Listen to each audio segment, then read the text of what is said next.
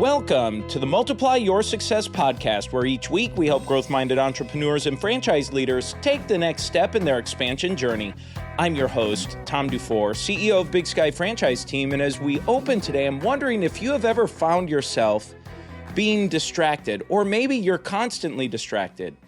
Or have you found yourself where your mind is racing from one idea to the next and the next? Well, our guest today is Dr. Ravi Iyer, and he shares with us why this happens and how to help understand it. He talks about how each of us is a meaning-making machine trying to make sense of the world around us.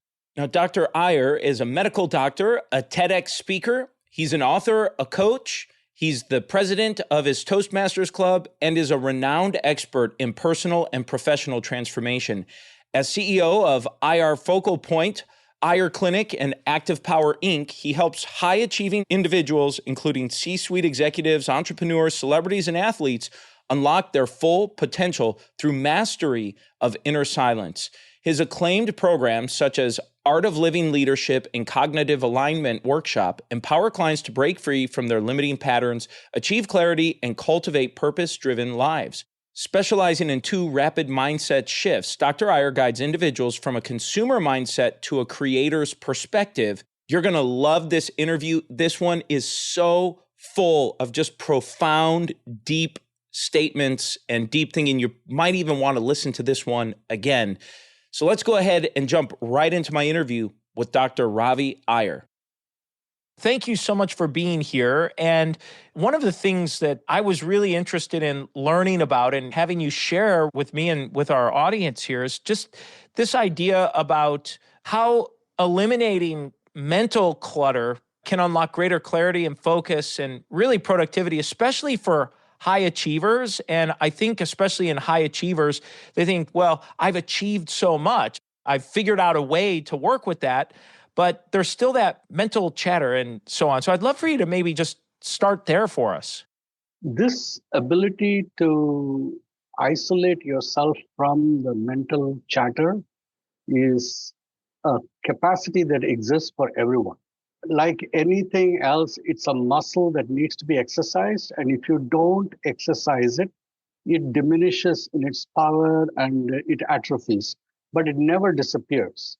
It just means that if you have not done the work, then at some point when you begin to do the work, initially you'll find it hard going, and then eventually you'll get better at it and more easy. But if you analyze the way you and I live our lives, we have 5 sense organs: eyes, ears, nose, tongue, taste buds, skin in the sense of touch, that allow us to interact with our environment. So our environment literally contacts these 5 senses and gives input in terms of stimulation to our 5 senses. Photons strike our eye, give us color and light. Molecules fall upon our tongue, give us taste. A molecule drifts up our nose, gives us a smell of a flower. Wind molecules or air molecules strike our eardrums, giving us sound. Other molecules strike our skin, giving us touch. Now, out of these sensory stimulation, this sensory stimulation is our real experience. But coupled with that experience is a meaning-making machine that we all are. And we make meanings out of stimulation that strike us. For example, you see something red and a meaning pops up, apple. You smell a flower and a meaning pops up, nice or no. So there is a meaning that pops up. The meaning is separate from the experience. The experience has no meaning. It is you who give the meaning. And this is the reason why the same experience is handled differently by different people. So one person will get stressed out by a certain set of experiences because of the meanings he gives it. Another person does not get stressed out from the same set of experience because of the meanings they give. Now, the meaning-making machine that we are has a very simple principle. The meaning-making machine has only one purpose, and its purpose is survival. The meaning-making machine exists and makes meanings so that it can put a certain value on our experience. And it makes a value and decides whether this value is favorable or unfavorable to you. So, the purpose of the meaning making machine is to constantly position yourself into situations that are favorable for you and to constantly avoid situations that are unfavorable to you. So, for example, a thorn pricks your skin and there is a stimulation, but that stimulation is experienced by your meaning making machine as unpleasant, and the reaction is I move my finger away. But the next time you see a pointy object, you will move the finger away before it touches you. And there, your reaction is now determined by the meaning you made by your previous encounter with that pointy object. So your response today is determined by your past experience. So, like this, I just took one example, but imagine layer upon layer upon layer of complexity in our meaning making machine that form the prison walls of our life, such that life shows up to us only within the filter of our meaning making machine. Now, some people are fortunate. They grew up in an environment where the meanings they made were a little more expansive, a little more less restrictive, and more opportunistic. And therefore, they have lives full of opportunity, pleasure, and they. Other people grew up in situations where their past created meanings that were restrictive, that were defining, that were fearful, that were limiting in their definitions. And therefore, the rest of their life, their future shows up as limiting and definite and defining themselves. But regardless, whether it is the first person who has a more expansive meaning making machine or another person who has a more restrictive meaning making machine, they are both functioning within a prison wall. The only difference is this guy's courtyard is only so big and that guy's courtyard is huge. And the time the successful guy is spending in the courtyard is more the time that this unsuccessful person is spending in the courtyard of his life is less. And therefore, they experience, but both of them are limited by their meanings. So when you deal with very successful people, they initially enjoy the vast freedom of their courtyard until they bump up and say, hey, wait a minute. I don't care how big my courtyard is, there's still a boundary wall. And this boundary wall prevents me from really expanding and experiencing life. And they don't know that the boundary wall was their own meaning making machine. And I show them that meaning making machine is not who they are. It is like, I'll give you an example. This lesson was taught to me at the age of 22. And the person who taught me this lesson was a monk in a monastery. I visited that monastery and this monk. And he asked me a simple question. He said, did you have a bowel movement today? And I said, yeah, I did. I got up this morning. I had a good bowel movement. He said, yeah. I said, okay. When you had that bowel movement, after you had that bowel movement, did you really spend time inspecting and playing with your excreta? I said, no. And I was wondering where the conversation was going. And he said, your digestive system takes in food and it converts that food into useful products for your body. And one of the products it converts it is excreta. And the excreta has a purpose. The purpose is to get out of your body. Just like the blood that your digestive system makes has a purpose, that is to circulate in your body. Like that, he said, your brain takes in your stimulus from your five senses and converts it into hopes and dreams and plans and fears and wishes and all the meanings of your life. He said, they are just like excreta. You are not, he said, you are not the excreta that your body makes. You are not the meaning that your body makes. You are the capacity to perceive life. Once you understand that you are the pure awareness of life, the capacity to actually be available to these senses, then you decide which meaning wants to come up. You recognize that the body will throw up meanings. But once you shift your identity from being the meaning making machine to being the receiver of the products of the meaning making machine, then as a receiver, you can choose to receive or not receive. Everybody goes around and says, "Oh, sticks and stones may break my bones, but words cannot hit." That kind of thing. Does that really shift you? It doesn't help you, no matter how much you say, because you believe that those words are the meanings that you are. Until you actually shift your position, your identity into the space where these meanings pop up, where you see these meanings like the excreta that comes out, like the byproducts of your digestive system that comes out. And some of the byproducts are useful, some of them are not. Some of them are fragrant and some of them are not fragrant. You can pick and choose which applies to the position of your life at this moment, because then you see yourself as the user of the meanings, not as the victim of your meanings. That is very profound in how you explain that. To that point, and as you've described that, what are some common patterns or things that you see in business leaders, successful individuals, or just maybe people in general that you see where they are taking in this information and maybe they're not recognizing what you said, where they get to choose, right? They can choose if they recognize that. So what are some common limiting patterns that you see there? So the essence of ability to recognize is the ability to make a distinction. When there is no distinction, there can be no recognition. All right, that's important. So the problem that people have is they don't have distinctions. They don't know. I'll give you an example.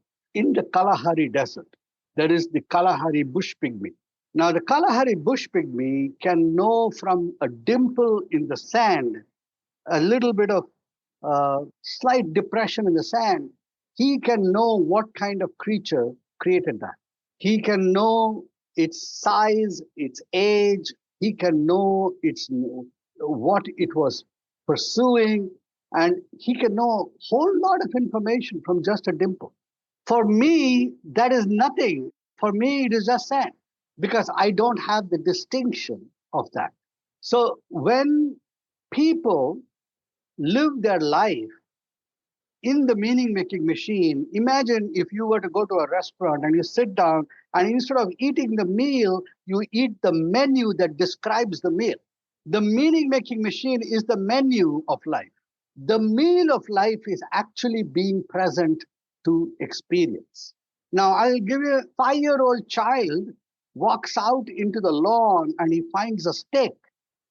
The 5-year-old child does not have a meaning for the stick. So that stick now can be so many different things. It can be a sword, it can be a spear, it can be a Robin Hood staff, it can be a bow, it can be an arrow, it can be so many different things. And for a 5-year-old, that stick is a source of wonder because of all the possibilities that the stick exists. Then somewhere along the way, that 5-year-old decides that the stick is a sword. And from that point onwards, every stick in that 5-year-old's life can only be a sword. So the problem is by the time you are become an adult, you've forgotten how it is to experience. You live your life by the definitions of your meaning-making machine. And there is very little joy there. Just like there is very little taste in eating the menu. There's no flavor there. What people do to experience, to actually break themselves out of their prison of their meaning-making machine is they try to shake things up. They go on a vacation, go to some place where they've never been before, where the old meanings don't make sense anymore. And suddenly they feel expansive, they feel experienced. And they mistake that. They think that that freedom, that joy, that excitement that they experience can only be had by going on a vacation to Bora Bora or Timbuktu. or go on a hike to Everest base camp or to Kilimanjaro or do a jump off a do a base jump off a cliff, because only by doing these outlandish things or shoot themselves up with a drug that they are able to actually break out of their meaning making machines and actually go back into experience, when they could have that by simply sitting in the backyard, because it's fundamentally experience, right? You can have that sitting in a chair, but you don't if you realize that it is you who are the awareness that experiences, in whose awareness, in the space of your awareness, the meaning making machine pops up meanings. If you realize that you are standing in the eye of experience, surrounded by the hurricane winds of your meaning, and you can pick and choose which meaning you want to give as the direction of your this minute or this instant or this hour or this day or this year, you can choose the direction of your life. That's number one. Number two, the reason why people don't know this is because they never practiced experience. And when they do experience life, they experience it by accident, not by intention. And because it is accidental experience, their ability to get it again and again is also accidental. How might someone go from this accident to being more intentional about finding this purpose or fulfillment, really, it sounds like? So when you want to go and build, let's say you wanted to build your biceps and you build your lats and build a six-pack abdomen, what do? You go to a gym. You go to a gym, you sit down at a machine and you work those group of muscles. You do a lat pull, or you do a bicep curl, or you do abdominal crunches or something like that, right?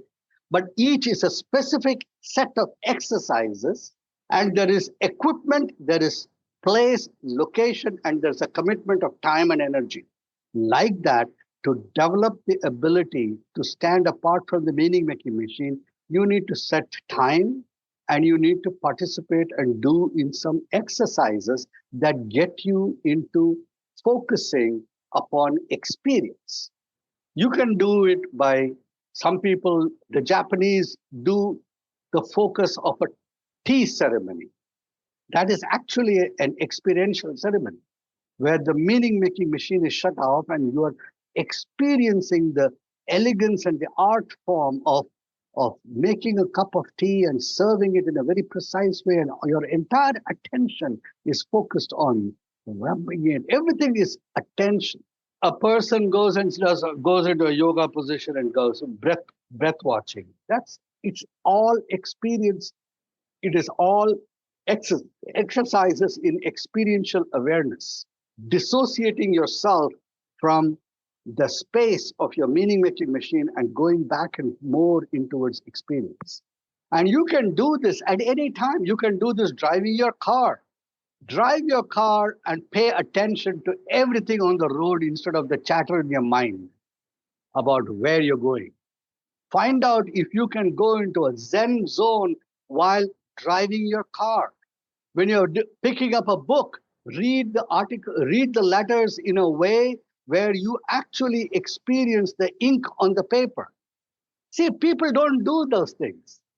When you're writing, let us say you write your name on a piece of paper, experience the curl of your finger, the way the ink flows, the curve of the letters, the flourish and the end.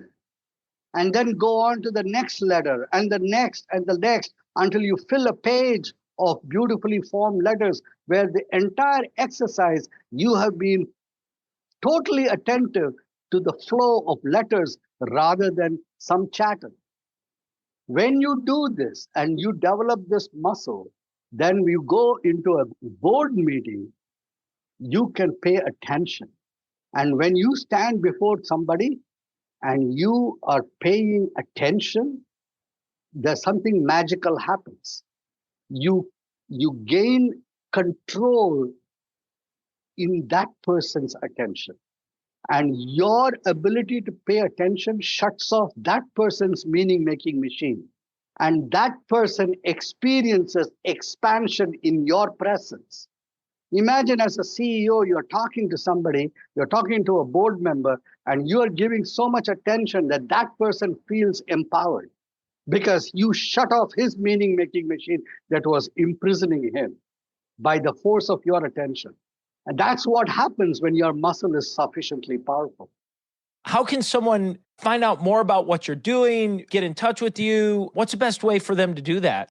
Just come to my website, www.driyer.com. You can get me there.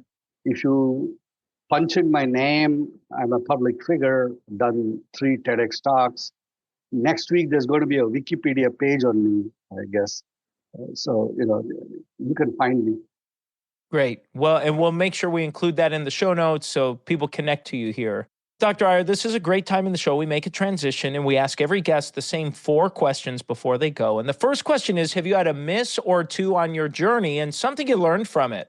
Yeah, many years ago, 1970, 75 or 76, I I nearly failed in university. I couldn't get into medical school because of my grades, and I finally built myself up from that point. So that was a pretty intense point in my life where I was pretty beaten down by judgment of by the conversations and meanings that were there. I was barely 18 or I was 19. I was 18 years old. That was exactly when I discovered that I am not the meaning making machine, but the awareness in which the meanings pop up, and that these meanings that were defining the course of my life were only a temporary opinion, and they have only as much power as I make them persist. And I just took a 100% shift from there, and from that point onwards, I didn't look back. Fantastic. Well, thank you for sharing that. And how about a highlight or two that you can share? The biggest highlight was actually that pivotal point, because that transformed everything. But from there, my career took off from that point. From there, I went to All India Institute, which is the best medical school in the country, got my doctoral degree, went to Harvard. So it's been a series of highlights from there. The biggest highlight in my life was meeting the woman I ended up marrying. That pretty much gave me, for the first time in my life, a sheltered space where I could stand and actually sally forth from. Yeah, my wife became my fort, my space, and every success emerged out of that. Thank you for sharing. Well, and how about a multiplier? The name of the show is Multiply Your Success. Have you used a multiplier to grow yourself personally or professionally? All the time. So I have multiple companies, and they all feed in on the same common principle, and they work off each other. But even most recently, my TEDx talk that I gave in October, it went viral. Right now it's having over 2.2 million views in less than 4 months. And the multiplier in that case was I wrote a book about my journey to the TED stage, and the book drove the talk, and the talk drove the book. So they bounced back and forth in a very synergistic, virtuous cycle that completely exploded its performance. And And that's just one example. My life is full of multipliers. I multiply all the time. I always use something connected. So human connection is the biggest multiplier. When you are able to make something that you do become a empowering feature in somebody else's life, that person will automatically take what you do and amplify it. So contributing to other people's life is the biggest multiplier, because when you contribute, it doesn't go off into the ether and get wasted, because that contribution, that person who gets contributed wants more of it. So they will take your contribution and expand and deliver it out.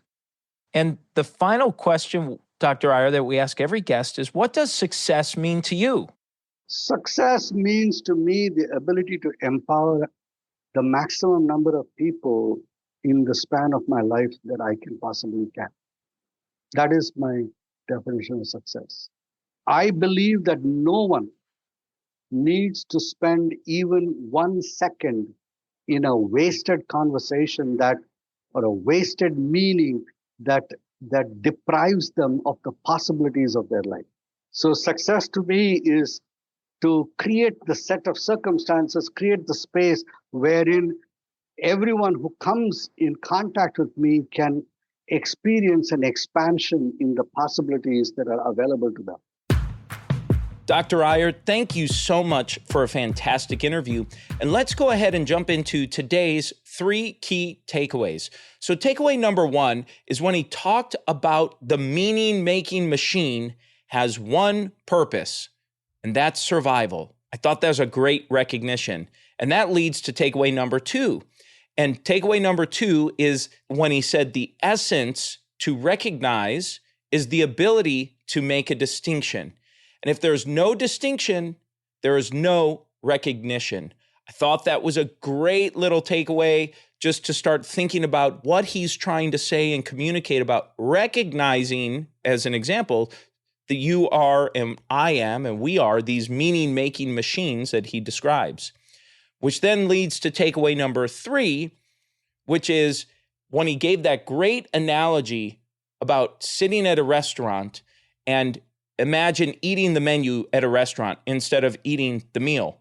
And he said, the meaning-making machine in all of us is like eating the menu.